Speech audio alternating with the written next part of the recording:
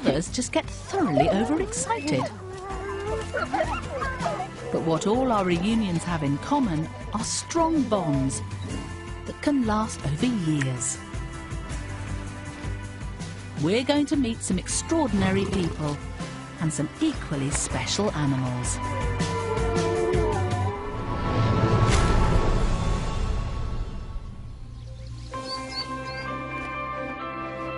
Trust is the basis for all relationships, and it's no different for animals.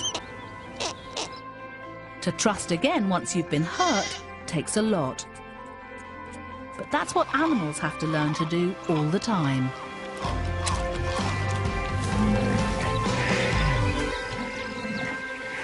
Rhinos are one of the most endangered creatures on the planet. Although many are heavily protected, poachers still killed over 1,000 last year in South Africa alone. But amidst this tragedy, there are people here dedicating their lives to saving these gentle giants. And one of them is English veterinary nurse Alison McPhee. I came out to South Africa to do a 2-month volunteer placement. I just fell in love and the rest is history. 2 months led to 6 years, all because of these rhinos. Tombi and Tabo. I just couldn't leave them. I couldn't think about leaving them, so I decided to stay. Alison raised these 2 orphaned rhinos from babies and spent every day watching over them. But eventually, they were big enough to go it alone and were released into a protected reserve.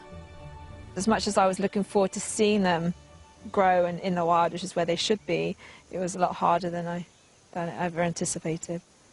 I really missed them. It was so weird. It's like empty nest syndrome with rhino. Alison hardly ever gets to see the rhinos now she's moved across the country, so every visit is precious.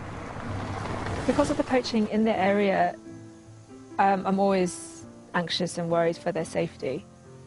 So I need to see them in person to make sure that they're okay. She's aware that every trip could be the last time she sees them. Guards watch the rhinos 24 hours a day, but they're still at risk.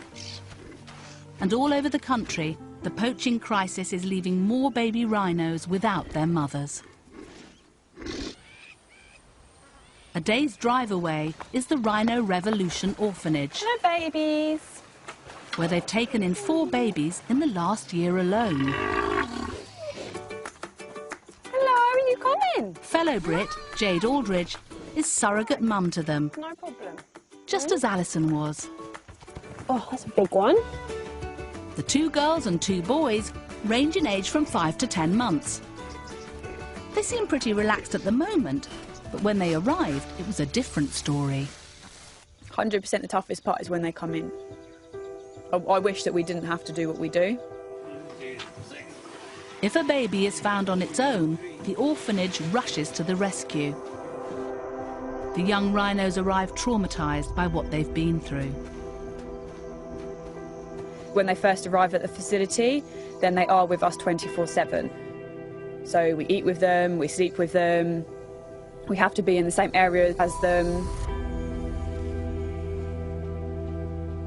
It's incredible that they can learn to trust people again, but the bond that forms during this time replaces what the baby had with its real mother.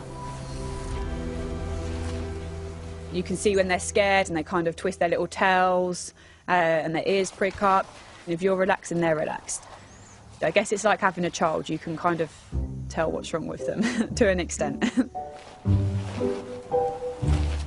A group of rhinos is called a crash. And once a new baby rhino is well enough, it's introduced to other youngsters. But Jade's still on hand to sort out any squabbles. Ubuntu, don't do that to her. Horrible. Definitely, I think the best is when they pull through and they start getting a personality and they start running round after you and you can see that they're happy again. Ubuntu. Every day is different. Every day they've got different things that they do, and I just enjoy watching them. You guys, Every day with them is special. be nice, my boy, because you're covered in mud. With most of the rhinos already weighing over 400 kilograms, getting close to them can be an occupational hazard. We're not going to fit. No, we're not going to fit.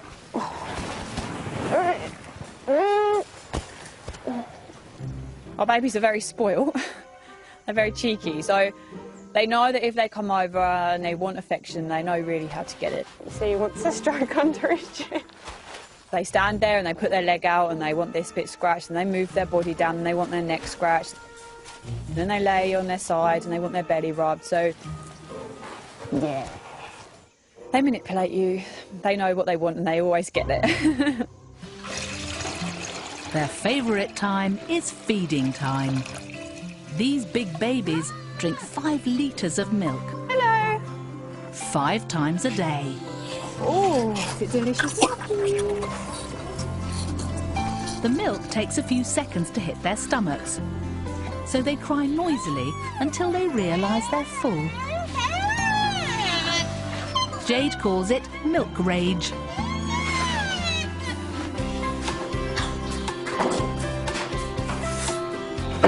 The rhinos put on 1 to 2 kilograms a day.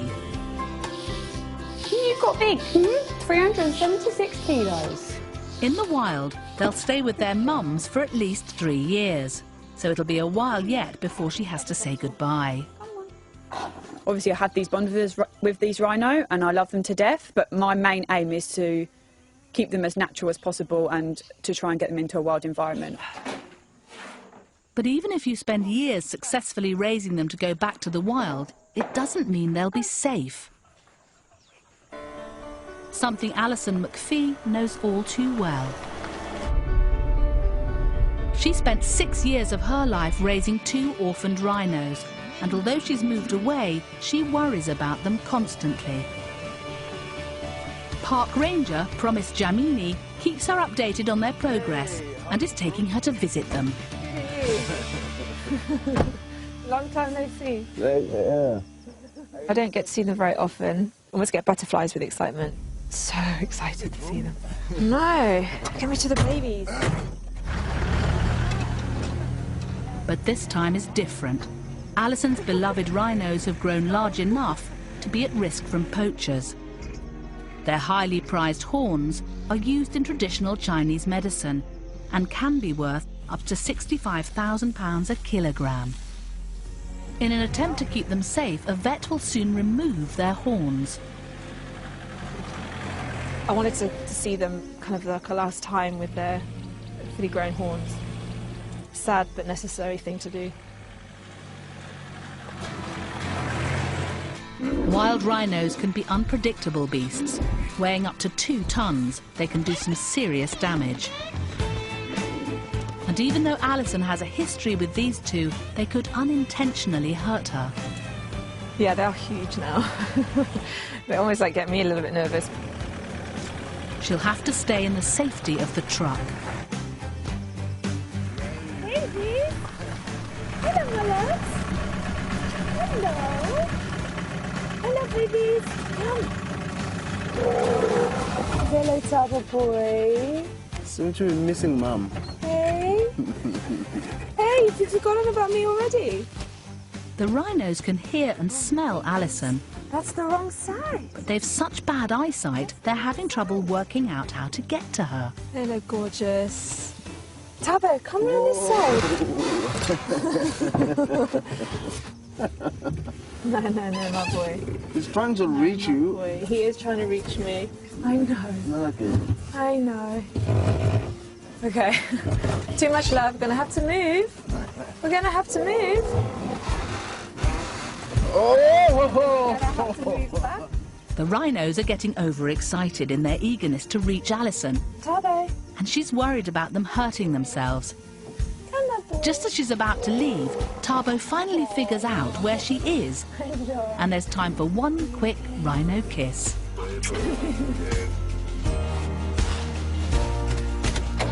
Oh!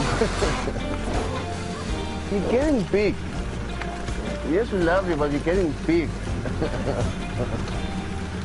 Where's Tommy?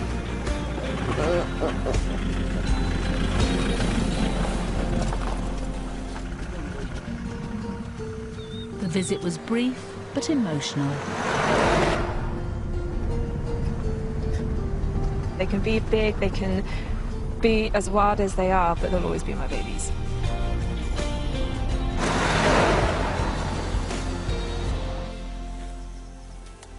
When you spend so much time with an animal, it's hard not to become emotionally involved. And letting go can be tough.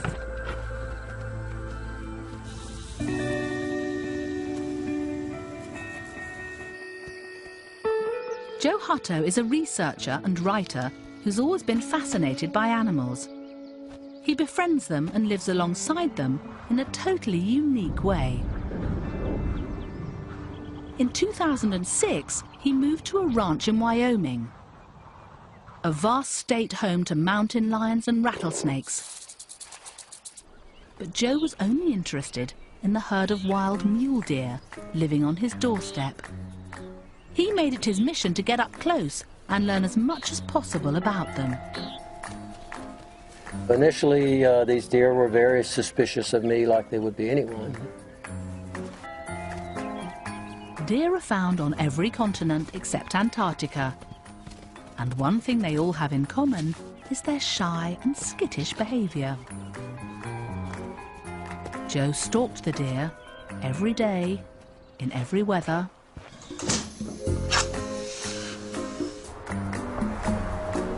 And over a vast area.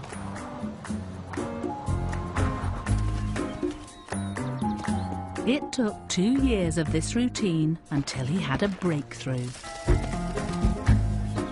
Finally, I think I just wore them down by spending so much time in their company.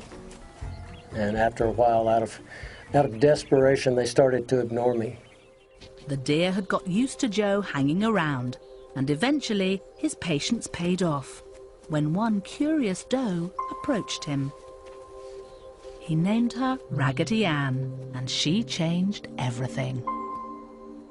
You know, you can't force a relationship on a wild creature. You have to always let them make that decision. Her acceptance was a turning point for Joe. Raggedy Ann was the matriarch of the clan, so where she led, others followed. Joe got to know over 200 individual deer, and he named them all. Hey, look here. Blossom. Come here, Blossom. Then as time went on, I developed that sort of relationship with more and more and more deer. Deer only groom their closest family members, and when they started to groom Joe, it meant he'd been accepted as one of them. It's phenomenal, and it's actually quite an honor to be included like that. And like a doting grandfather, they'd even bring their babies to see him.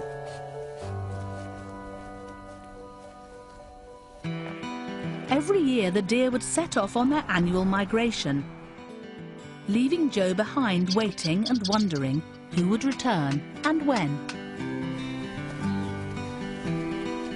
Joe had set out to study and write about these deer, but he was finding it hard not to get too attached. This experience has been the story of my life, that I get emotionally entangled with these animals. If you choose to become actually involved in these animals' lives, you're going to get your heart broken. And that's exactly what happened.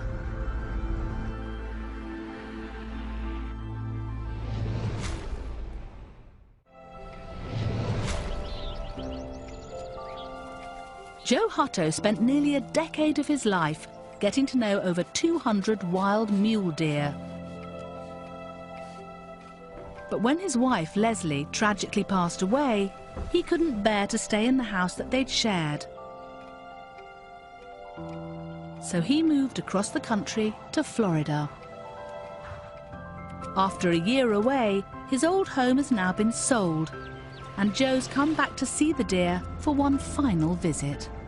This is a pretty emotional time for me. I lived with this herd of deer for 9 consecutive years, and we were very close, like family. I'm sort of saying farewell to these animals for the last time. And so, yes, this is a reunion, but it's also going to be a farewell. The mule deer are free to roam over hundreds of miles, and he's worried that not all of his friends may have survived the winter. It'll be real interesting to see how many deer are still here. And I've never been away this long, and so what will that reaction be? I don't know. There are 2 deer Joe's especially hoping to see today. One is Blossom, who is known for 8 years. Blossom was always more inclined to be near me, spend time with me. If I departed from the herd, Blossom would depart with me. She would choose to actually go with me. And the other is Molly, whose mum died when she was just a few days old. Hi, baby. She spent days searching frantically for her.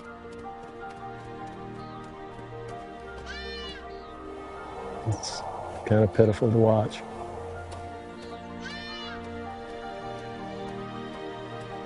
Joe helped keep Molly alive, There she is. but it was Blossom, an orphan herself, who stepped in as foster mum, and she's been looking out for Molly ever since. Joe walks for hours searching for the 2 deer. And while there are some familiar faces around, no sign of Blossom or Molly. I had not seen Blossom when we first arrived, and of course I was immediately concerned. Starting to fear the worst, Joe reluctantly heads back to the ranch, only to discover Blossom, who's been waiting there for him. Blossom. Is that Blossom? Hey, sweetie. Hey, sweetie. I haven't seen you in a long time.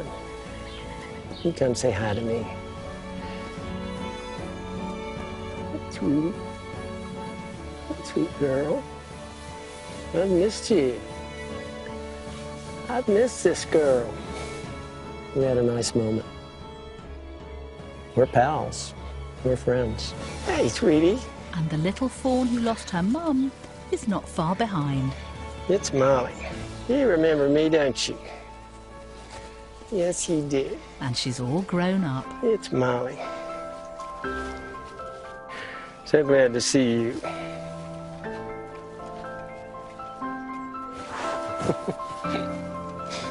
You're a funny girl. Let's go. To Joe's relief, both deer look healthy, and reunited once more, they enjoy their last day together. And it seems absence has definitely made the heart grow fonder. There. We haven't done this in a long time, have we? 9 years of my life I spent with these deer. A good investment, I think. Blossom thinks so. Just amazing to know this kind of trust in another creature. It just doesn't, it just doesn't happen very often in life. It's been a tough couple of years for Joe, saying goodbye to his wife, his home, and the deer, who were all part of his life.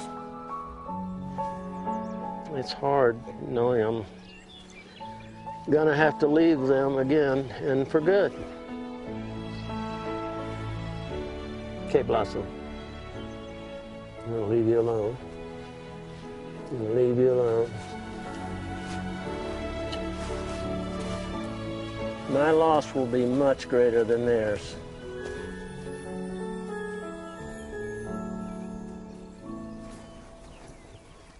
Whether it's hundreds of animals or just one, it seems that special bonds can form with the most unlikely of creatures. Our planet is full of weird and wonderful animals.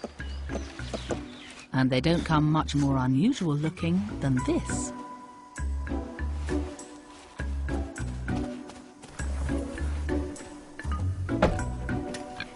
Hey, pig. Maria Diekman runs a wildlife rescue centre in Namibia and is totally nuts about all types of animals.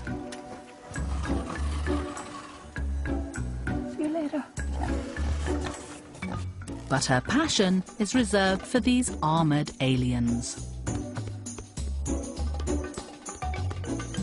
Everything's special about pangolins. It's the only mammal with scales. It's probably one of the oldest living survivors from the dinosaur era. And we know virtually nothing worldwide about this animal. Maria is one of only a handful of people who have been successful in rehabilitating and releasing pangolins. They're extremely difficult to keep in captivity, as they get easily stressed and won't eat.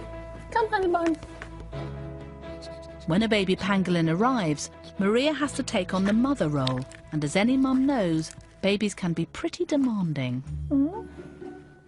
It's probably worse than having a newborn. When a little baby pangolin comes in, you're awake every single hour.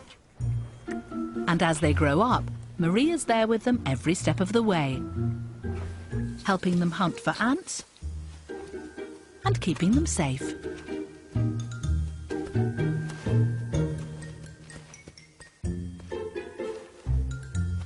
When they feel threatened, they curl up in a ball. Their tough scales act as armour, even protecting them from lions and baby warthogs.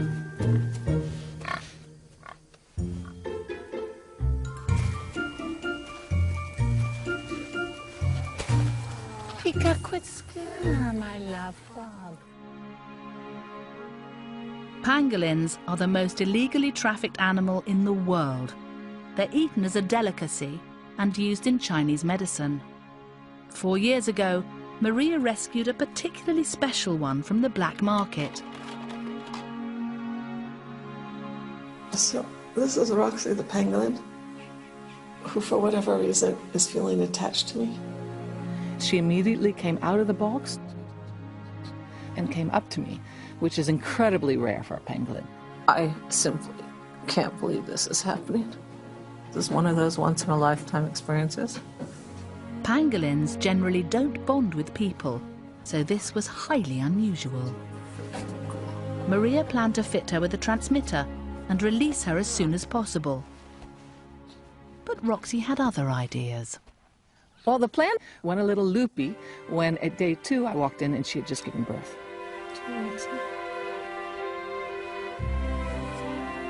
This was the first time a pangolin birth had ever been filmed.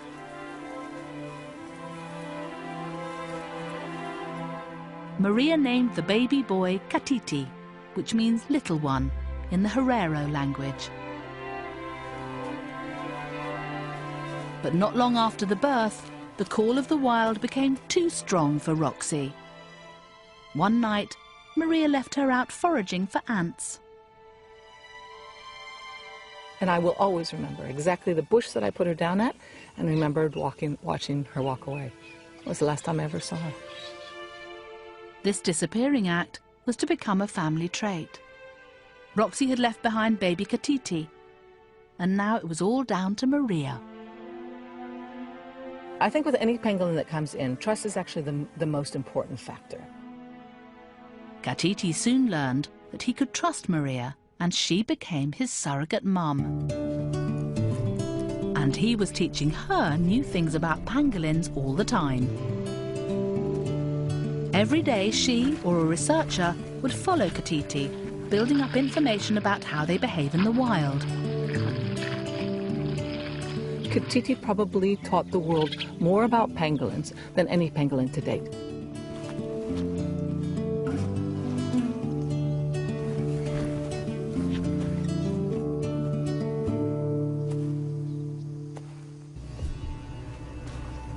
But when the batteries in his transmitter suddenly died, Maria had no way of tracking him. And just like his mum, Katiti vanished into the wilderness. When I heard Katiti was missing, devastation.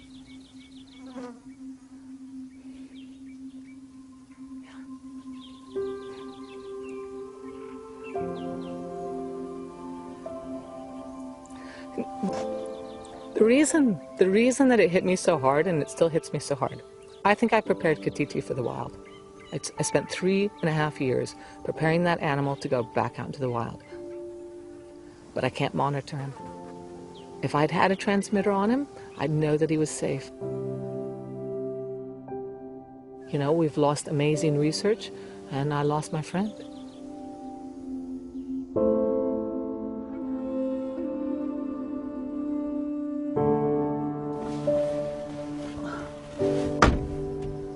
It's been 5 months since Ka-Titi disappeared, and desperate to find him, Maria's offered a reward for his safe return. She's already followed up several false leads, but fresh pangolin tracks have been reported. I'm feeling really anxious. Yeah, I'm feeling hopeful, but I'm trying to be really careful that I don't get too hopeful and excited and then disappointed. Maria's connection to this special pangolin has only strengthened in his absence. But what about Ka-Titi?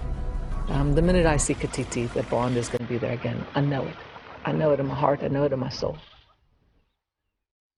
But not all stories can have a happy ending. She starts searching in the area where the recent tracks were seen.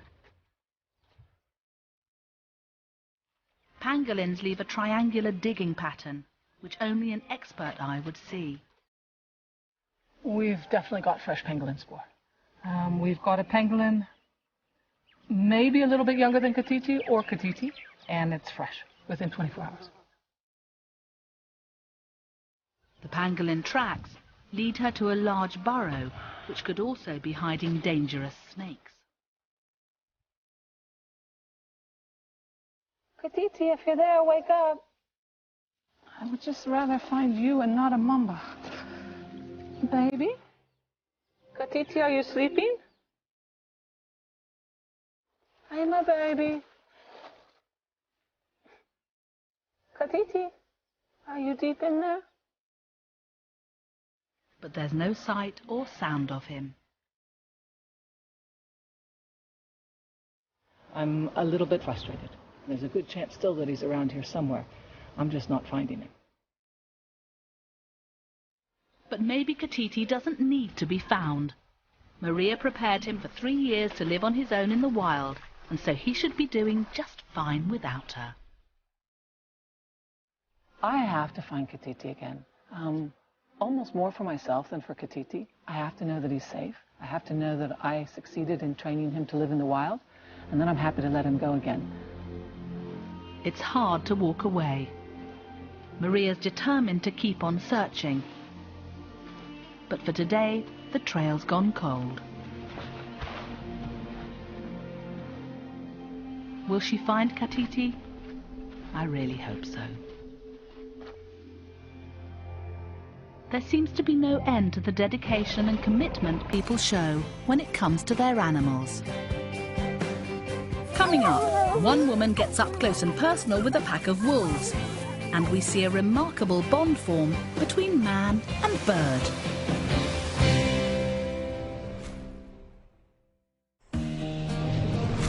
Personalities.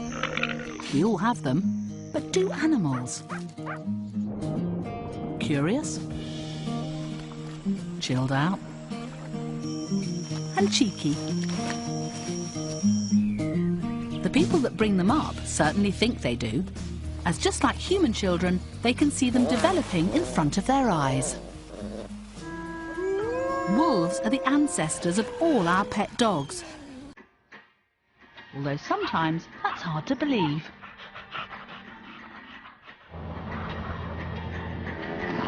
They may look fierce, but this woman knows all about their true characters. And 6 years ago, the world got a glimpse of her amazing relationship with them. This reunion clip was watched by over 9 million people. With that kind of response, you can't be anything but happy, and you just enjoy every minute of it. They're eager to see you and say hello to you, and they even fought over getting to say hello to me. Anita Hansen was training to be a zookeeper when she came to Polar Park in Norway on a work placement. It houses animals in some of the largest natural enclosures in the world and contains native species such as lynx, bear and Arctic fox. And when Anita first arrived, she was literally thrown to the wolves. When you're raising wolf puppies, it's the best thing in the world and the hardest job you can get. The cubs completely took over Anita's life. She spent 24 hours a day with them, feeding them, cleaning them, even burping them, just like human babies. And the similarities didn't end there. So you just need to be good at not getting your sleep. And of course, you're gonna have your hands dirty. And teething can be a little more unpredictable. They want to chew on everything when they are youngsters. And you need to teach them that they are not allowed to chew on everyone and everything. But licking was allowed, as this is how young wolves ask for food from their parents. Anita was nothing if not dedicated. Following this, Anita helped raise another 2 wolf packs, until in 2014 she became pregnant with her second child. The wolves could sense the new life growing within her and became curious. When I had a bit of a bump, they started to be quite interested, just nibbling it. So I decided I would protect my belly and stop going into the enclosure. Anita had a baby girl and is now starting to think about going back to work. 9 months have passed since she last saw the wolves, and she's nervous they might not remember her.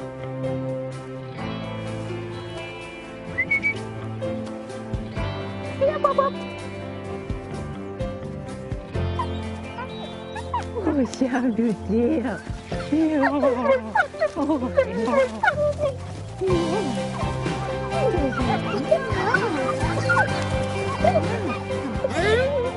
But she's got nothing to worry about. And just like her previous pack, they welcome Anita back with open mouths. The face licking, whimpering and belly showing are all submissive behaviours. Anita is top dog, and they've not forgotten it. It's always nice to return and get lots of kisses. I can feel my lips are quite used right now.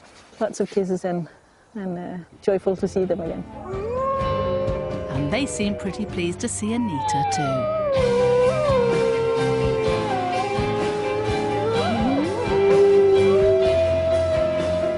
It's a great job. You can sit and cuddle with wolves. What's not to like?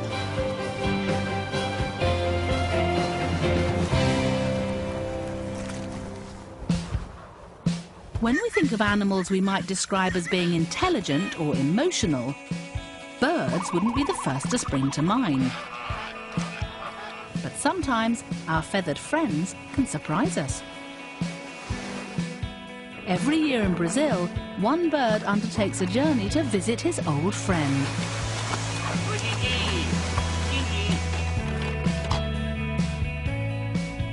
His name is Gin-Gin, and he's a wild Magellanic penguin. These penguins normally spend the majority of the year at their breeding grounds much further south.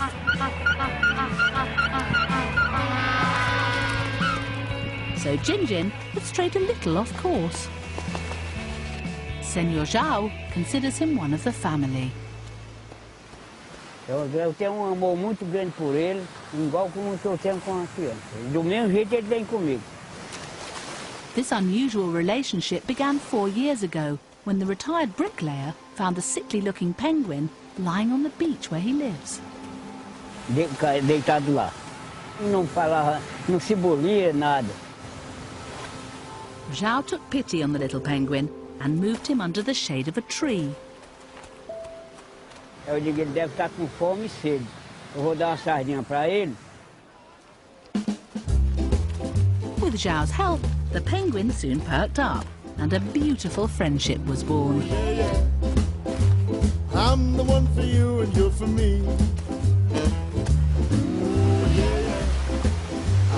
Happy as a monkey in a tree.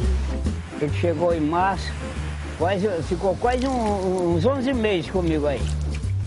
If I'm feeling blue, I just take one look at you. They spent their days together, swimming. Ele adora tomar banho de mar comigo. Ele não me larga. Walking. When we're out walking, I feel just like a king. And watching TV. We're two birds of a feather, we gotta stick together.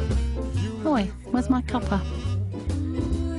And on a really hot day, there's nothing Jinjin likes more than keeping cool.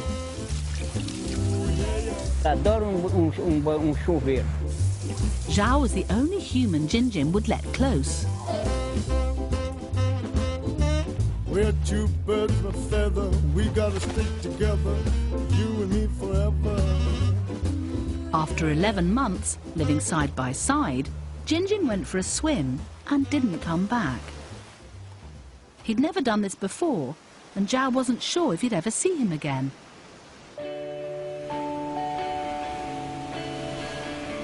Mas daí todo mundo diz, ai não, mas ele não volta mais não, não volta. Eu digo, bom, não sei. Aí quem sabe é a vontade dele lá. No one knows exactly where Jinjin went. But 4 months to the day, he was back, and Zhao was overjoyed. Aí cheguei, você resolveu voltar, né? Você não se esqueceu de mim não, né? Zhao took the penguin home with him and fed him his favourite fishy meal of sardines. And it was like they'd never been apart. Magellanic penguins are incredibly loyal partners. They meet up at the same place with the same mate every year, and Jinjin was no exception. After another 8 months together, Jinjin left for a second time, but Zhao wasn't worried. Eu digo, agora que ele vai voltar, porque a primeira vez que eu pensei que ele não ia voltar, ele voltou. He was right. So far, Jinjin has come back to this small beach to see Zhao every year for the last 3 years in a row. Let's hope this perfect pair keep on reuniting for many more years to come.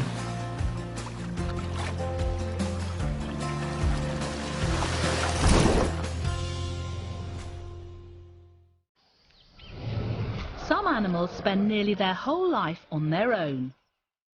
But others are social creatures that live and hunt together, like lions. They're known as ferocious predators. But Herbert Brower's experience of them couldn't have been more different. Zambia is a safari lover's paradise and is one of the best places in Africa to see hippos, leopards and wild dogs. But in the 1990s, mass poaching and illegal trophy hunting wiped out thousands of animals. All the lions in Lua National Park were killed, except for one solitary female. And that was Lady Lua. With a near mythological status, Lady Lua was rarely seen. Herbert had heard of her, but didn't dream he'd be lucky enough to catch sight of her. The first time I saw Lady was on the very first day of my first assignment in my career as a wildlife cameraman. She was hunting, and we saw her at a distance. Lions are the only true social cat, hardwired to live and hunt in family prides. They can exist on their own, they can hunt on their own highly effectively, but just watch the lions in the pride, how social they are, how they play with each other, how they greet each other after a hunt. After 5 years on her own, Lady Lua had learnt to fend for herself. But when Herbert arrived, he could see how lonely she was. She wanted to make contact with other animals. She wanted to approach wildebeest, not for hunting, but just for actually to have company. And when I then arrived there, she looked for company with humans. Their natural instincts meant all of the wildlife would run away from the lioness. Herbert and his crew were the only ones who stood their ground, and soon Lady started to show more than a passing interest. We realized that she was approaching us, and she wanted to become part of our pride. And then she did something extraordinary for a wild lion. Something that you've probably seen your pet cat do many times. After weeks of filming, she approached us and she rolled over, exposed her belly towards me. In cat language, that obviously means, you know, I trust you, because I'm not in the best position here to defend myself. This situation was incredibly unique. From then on, Lady would always come and greet Herbert with a roll when he was out filming, even if he'd been away for months. This made me really feel special and humble at the same time. A bond like this with a wild predator is highly unusual, and what happened next showed just how much she was craving company. She started following Herbert back to his camp. On the one hand, I was excited. On the other hand, I was also extremely cautious. Wild lions only tend to come this close to humans for one reason. But she wasn't there to hunt. She wanted to get closer and closer. There were times where she walked in front of my tent, back and forth, trying to get into my tent. She actually pushed against the door, trying to get in. She wanted to have company. Although Herbert trusted that the lioness wouldn't hurt him, he was always careful not to encourage her. Lady is an absolutely wild predator. Herbert knew he was experiencing something totally unique. But then, in her desire for affection, Lady started to get a little too close for comfort. I knew something had to change when she started changing her behavior. She scratched the trees. She even destroyed the seat of the Land Cruiser. And I realized I could never be the mate she was looking for. She really needed a companion of her own kind. That bond made me feel very special. But at the same time, it also was incredibly tragic, because there were no other lions that she could bond with. She was really lonely. But where does a lion find love? Africa Parks decided to play Cupid and introduced 2 male lions in the hope one of them would make a match with Lady. When the lions were introduced, Herbert moved from the camp where Lady regularly visited to one several kilometers away. He didn't want to distract her. The interesting thing is she only came once to visit us. She did not hang around, she did not linger around, she had far better things to do. The matchmaking had been a success, and the flirtatious feline was no longer seeking out Herbert, but rolling for one of her own kind. This bond that I had with Lady was really special. It stretched my emotions to the extremes. A moment of happiness to an emotion of utter sadness within minutes. I'm really pleased that she has bonded with the reintroduced lions, and that she has formed a pride with them, and that she can live a way of life that she did not do for many years. Ah, I do like a happy ending. We've seen some amazing reunions between humans and wild animals, and relationships that will last a lifetime. If and when I find Katiti again, I'm going to be the happiest woman in the world. Animals form bonds with humans for all sorts of reasons. Out of trust. It's really quite touching how they can come back round and trust us after our race has done something like that to them. Oh, my boy. It's amazing to know this kind of